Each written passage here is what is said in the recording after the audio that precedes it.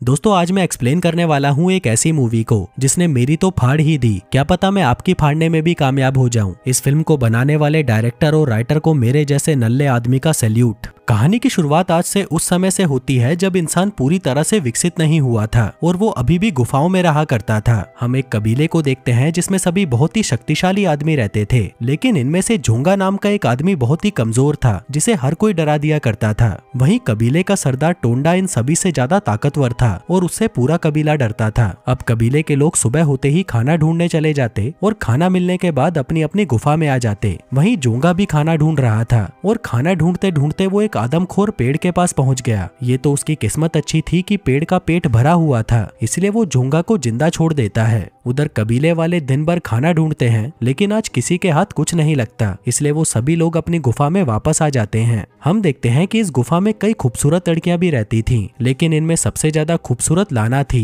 लाना सरदार टोंडा की बंदी थी क्योंकि वो ही उसके लिए खाना लाता था। दूसरी तरफ आज किसी को भी खाना नहीं मिला था, इसलिए वो सभी भूखे पेट सोने वाले थे। तभी झोंगा भी अपनी गुफा में आता है और मायूस होकर एक कोने में बैठ जाता है। वहीं लाना सरदार के साथ सोने की तैयारी कर रही थी। झोंगा का भूख से बहुत बुरा हाल था, इसलिए वो अपना इमरजेंसी के लिए छुपाया हुआ फल निकालता है, लेकिन जैसे ही वो उसे खाने लगता है तभी उसकी नजर लाना पर पड़ती है। हम देखते हैं कि झोंगा लाना को पसंद करता था और वो उसे किसी तरह से पटाकर उसके साथ इंटीमेट होना चाहता था, इसलिए वो तुरंत लाना के पास आकर उसे खाने के लिए वो फल दे देता है। लेकिन जैसे ही वो वहां से चला जाता है वो कमअक्ल लाना उस फल को सरदार को दे देती है, जो देखकर झोंगा मायूस हो जाता है और उसका लाना के साथ इंटीमेट होने का सपना भी टूट जाता है। अगले दिन कबीले वालों को एक जगह पर कुछ नए फल दिखते हैं। तभी सरदार के कहने पर झोंगा फलों को तोड़कर खाने लगता है ताकि उन्हें ये पता चल सके कि वो फल जहरीले हैं या नहीं, लेकिन वो जहरीले नहीं होते। तभी मौका देखकर झोंगा कुछ फलों को छुपा लेता है, लेकिन तभी वो बेहोश हो जाता है, जिसका मतलब था कि उन फलों से किसी को भी बेहोश किया जा सकता था। फिर कुछ देर बाद झोंगा को होश आ जाता है। होश में आते ही वो एक फल को काटकर उसमें वो बेहोशी वाला फल मिला देता है। दूसरी तरफ कबीले वालों को आज खाना नहीं मिला था, इसलिए वो सभी पानी पीकर अपना गुजारा कर रहे थे।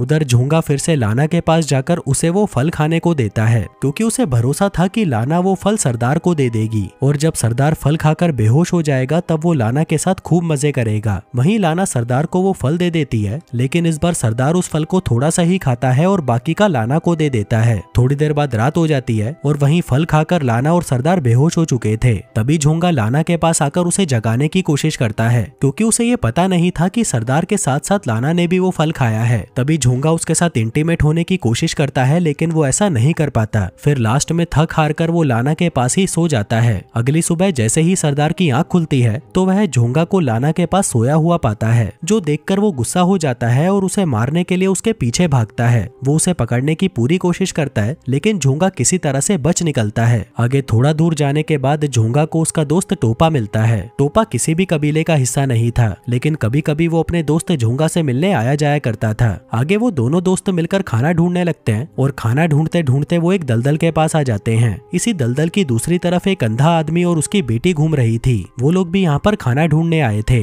इसी बीच वो अंधा फिसलकर दलदल में गिर जाता है, जो देखकर उसकी बेटी चिल्लाने लगती है। तभी लड़की की आवाज सुनकर वो दोनों उसके पास आते हैं और किसी तरह से उसके पिता को दलदल से बाहर निकालते हैं, जिसके बाद वो लड़की उन्हें अपना नाम मिया बताती है। हम देखते हैं कि मिया को पहली नजर में ही झोंगा से प्यार हो गया था। इसके बाद वो चारों नदी में नहाने लगते हैं और फिर नहाने के बाद वो फिर से खाना ढूंढने निकल जाते हैं, लेकिन तभी अचानक उनके पीछे एक डायनासोर लग जाता है। दरअसल इस इलाके में ये बिल्कुल असली जैसे दिखने वाले डायनासोर भी रहा करते थे, जो कि इंसानों को मारकर खा जाते थे। उधर दूसरी तरफ आज सरदार को बहुत सारा खाना मिल गया था। वो उनमें से थोड़ा सा खाना अपने कबीले में बांट देता है, जबकि बाकी का सारा वो अपने पास रख लेता है। वहीं सुबह जब झोंगा और उसके तीनों साथी सो रहे थे तभी उसके पास एक आदमी आता है, जिसकी कदमों की आवाज सुनकर झोंगा जाग जाता है। तभी झोंगा को देखते ही वो आदमी इतना डर जाता है कि वह भागकर अपनी गुफा में छुप जाता है। वहीं झोंगा जल्दी से उसकी गुफा के पास जाकर उसे बाहर बुलाता है। हम देखते हैं कि वो आदमी वहाँ पर अकेला नहीं था, बल्कि उसका पूरा परिवार उसके साथ रहता था। थोड़ी देर बाद फिर से बिल्कुल एक असली जैसा दिखने वाला डायनासोर झोंगा के पास आता है। तभी झोंगा जल्दी से एक कद्दू उठाकर डायनासोर पर फेंकता है, जो जाकर सीधा उसके सींग में फंस जाता है। अब कद्दू के कारण डायनासोर को ठीक से दिखाई नहीं देता, इसलिए वो घबराकर भाग जाता है।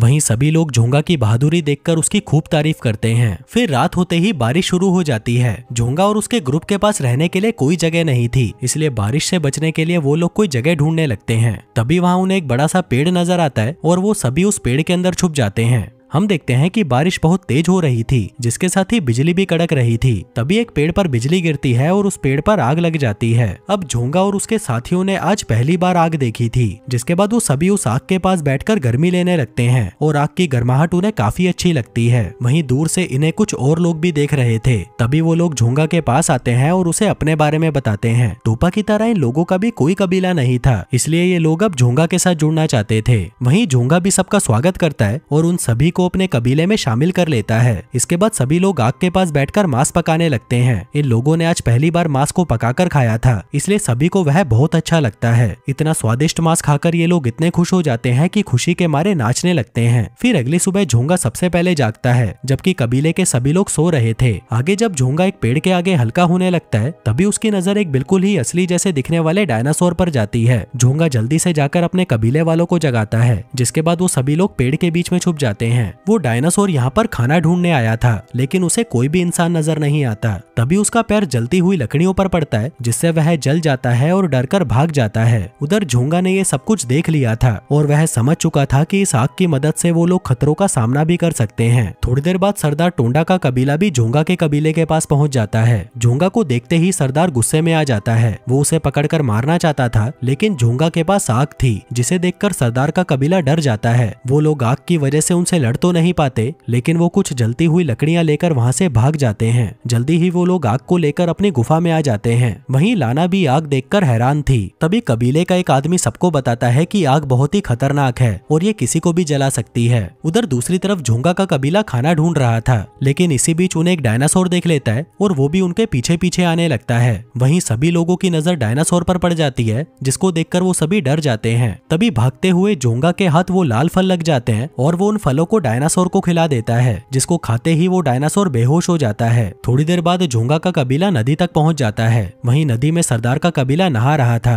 तभी सरदार को देखकर झोंगा भागने लगता है, पर तभी लाना को देखते ही वो वहीं रुक जाता है। उधर नहाते हुए लाना अचानक पानी में बहने लगती है। वो मदद के लिए चिल्लाती है और तभी झोंगा उसे देखते ही उसकी मदद के लिए दौड़ता है। वो लाना को बचाने के लिए पानी में कूद जाता है और किसी तरह से उसे पानी से बाहर निकाल लेता है। वो उसे बचाकर अपने कबीले के पास ले आता है और उसके कबीले वाले उसका जोरों शोरों से स्वागत करते हैं। यहाँ तक कि वो उसके सामने खाने की चीजें भी पेश करते हैं। अब इतना सारा खाना देखकर लाना के मन में भी लालच आ जाता है और वो झोंगा को रिझाने की कोशिश करती है। हम देखते हैं कि लाना अब झोंगा के साथ इंटीमेट होना चाहती थी, लेकिन ये बात मिया को बिल्कुल पसंद नहीं आती, क्योंकि वो भी झोंगा से प्यार करती थी। थोड़ी देर बाद लाना को ढूंढता हुआ सरदार टोंडा भी वहां पर पहुंच जाता है। तभी सरदार को देखते ही लाना तुरंत उसके पास चली जाती है, जबकि सरदार के बाकी आदमी दूसरे कबीले की लड़कियों को दबोचने लगते हैं। झोंगा के कबीले के सारे मर्द खाना ढूंढने गए थे, इसलिए सरदार टोंडा उसके कबीले की सभी लड़कियों को उठाकर अपने साथ ले जाता है। आगे जैसे ही ये बात झोंगा को पता चलती है तो वह बहुत गुस्सा होता है, जिसके बाद वो सरदार से बदला लेने का फैसला करता है। बदला लेने के लिए वो हथियार बनाता है और इसी दौरान वो आग जलाना भी सीख लेता है। फिर अगले दिन झोंगा का कबीला सरदार के कबीले पर हमला कर देता है। वहीं सरदार के कबीले के पास कोई हथियार नहीं था, इसलिए वो लोग ज्यादा देर तक टिक नहीं पाते और जल्दी ही हार मान लेते हैं। तभी सरदार टोंडा झोंगा पर हमला करने की कोशिश करता है, लेकिन झोंगा के हथियार के आगे वो भी टिक नहीं पाता और वह मारा जाता है, जो देखते ही लाना फिर से झोंगा के पास आ जाती है। फिर कहानी के अंत में हम देखते हैं कि झोंगा लाना को ठुकरा देता है, क्योंकि वो एक गोल्ड डिगर थी। जिसके बाद वो मिया को अपनी पत्नी बनने के लिए चुनता है। और दोस्तों, इसी के साथ ही ये कहानी यहीं खत्म हो जाती है।